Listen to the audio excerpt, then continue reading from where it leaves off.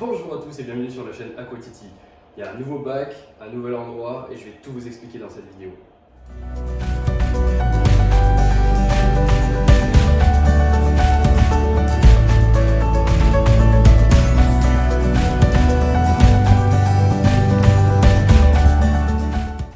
Alors depuis la dernière vidéo, dans mon ancien bac pendant le confinement, j'ai eu un petit problème d'odinium, donc j'ai perdu quelques poissons. J'ai voulu traiter avec des produits qui étaient soi-disant reef safe, malheureusement. J'ai perdu tous mes acroporas, j'ai perdu des gros pieds-mers de Montipora, etc. Donc j'ai déménagé au mois d'octobre à peu près, donc j'en ai profité pour changer de bac, donc voilà le nouveau. J'ai choisi cet ensemble chez un ami qui le vendait, qui s'en séparait. Et donc je lui ai acheté le châssis, l'aquarium ainsi que la décante. Donc au total il y a environ 800 litres. L'aquarium en haut il fait environ 550 litres. Il fait 120 de long par 80 de large et par 55 de haut. Je voulais une grande largeur pour pouvoir le voir de trois côtés. La décante elle fait environ 300 litres, je vous montrerai après. Donc voilà, ça fait un bel ensemble. Le transfert s'est plutôt bien passé. J'ai dû refaire un cycle parce que mes pierres étaient relativement vieilles et relativement pleines de nitrate et phosphate. Donc ce que j'ai fait, c'est que mon ancien bac, je l'ai laissé tourner. J'ai posé mes coraux à droite à gauche chez des amis où je pouvais. Donc cet aquarium, je l'ai réensemencé avec que des pierres mortes. Voilà, il est tout démarré qu'avec des pierres mortes. J'ai fait un cycle d'environ 1 mois et demi avant d'introduire mes poissons. Bien sûr, j'ai fait beaucoup d'ajouts de bactéries en attendant, tout sous biodigeste, c'est pas du tout un placement de produit. Donc voilà, et ensuite petit à petit j'ai pu y rajouter mes détritivores, mes poissons et pour finir les coraux qui me restaient. Là c'est doucement en train de se retaper, c'est doucement en train de se reprendre. On voit quelques morceaux qui ont bien souffert, par exemple le Stylophora milica.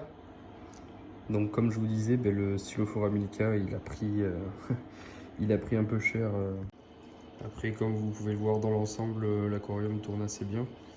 Un peu de taches de cyanobactéries présentes sur le sable ainsi que sur 2-3 pierres sur le devant, mais les ajouts de bactéries et le réensemencement font du bon travail, donc au jour le jour comme on dit, et puis petit à petit je vois une évolution positive, donc on va continuer comme ça.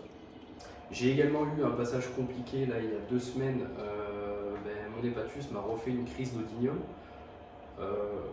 Cette fois-ci par contre ça a attaqué mes clowns. Voilà. Mes clowns l'ont attrapé, donc mes anciens Ocellaris que j'avais depuis 5 ans. Malheureusement, malgré les traitements à l'ail, etc., ils n'ont pas du tout survécu, donc j'ai décidé d'acheter un UV. Donc là je tourne avec un stérilisateur UV de chez Gebao sur une petite pompe. Écoutez, ça fait bien son travail, hein. J'ai plus du tout d'odinium dans l'aquarium, l'hépatus va mieux. Donc j'ai pu également là rajouter depuis 2 semaines 2 amphiprions clarky, donc c'était des poissons clowns que je voulais absolument.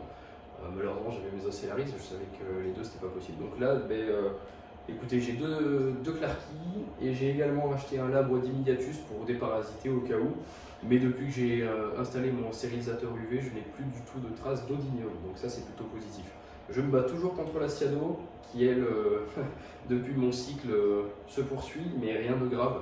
Elle n'est présente que sur le sable, sur 2-3 pierres. Je fais beaucoup d'ajouts de bactéries pour rééquilibrer tout l'écosystème. Pour ce qui s'agit du matériel, j'ai toujours ma pompe de brassage Coralbox QP16. J'ai rajouté une petite pompe double qui est à l'arrière du décor, je vous montrerai. Le décor n'est pas collé contre le fond. Pour l'éclairage, j'étais sous 2 relais Adro, ça n'a pas changé, j'en ai racheté 2 d'occasion. Donc je tourne avec 4 rampes LED relais Adro, ce qui fait largement son travail. 4 c'était nécessaire, étant donné les 80 de largeur qui sont assez imposantes. Il fallait couvrir toute la surface. J'avais pas envie de mettre cher, surtout parce que j'ai pas un énorme budget pour des rampes LED au prix où ça coûte actuellement, et je trouve que les relais Adro font largement son travail. D'ailleurs Tanguy Toupette, lui, les utilise et en est super content. Pour ce qui s'agit de la décantation, donc la décante fait environ 300 litres. Elle fait 120 par 60 par 40. J'ai 4 compartiments, un compartiment de descente, un compartiment refuge avec des pierres vivantes et quelques boutures et pas mal de coraux mous, style Xenia aerodactys, pour absorber tous les nitrates.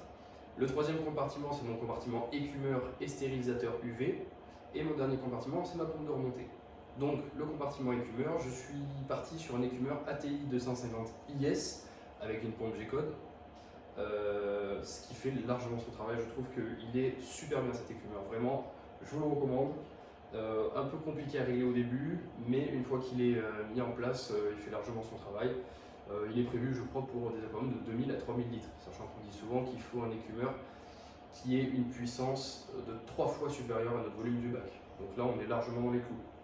C'est-à-dire que plus tard, si je veux augmenter de volume, je pourrais sans souci passer sur un 1000 litres tout en gardant cet écumeur.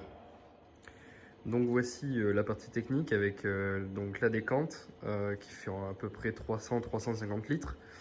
Elle fait 120 de long par 60 de large et 40 de haut. Donc il y a 4 compartiments, donc le compartiment de gauche avec ma descente principale en 32. Je filtre avec un micron-bag et du perlon à l'intérieur.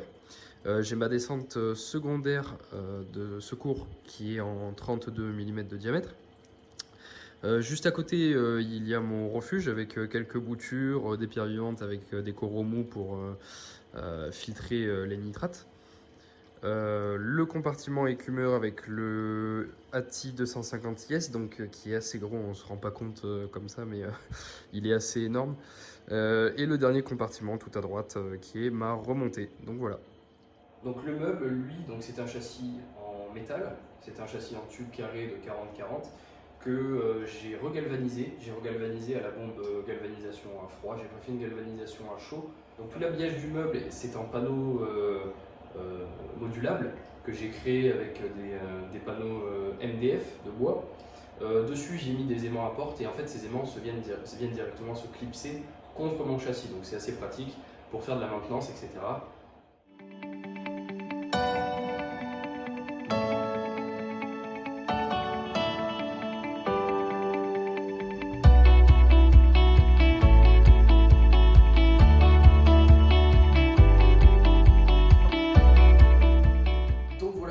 Du bac, écoutez, c'était un plaisir de reprendre les vidéos. Il y en a quelques-unes qui vont arriver très prochainement, je vous en dis pas plus. N'hésitez pas à me suivre sur YouTube et sur Instagram, je vous mettrai le lien dans la description. Lâchez un petit pouce bleu, ça fait toujours plaisir, et puis à la prochaine. Salut!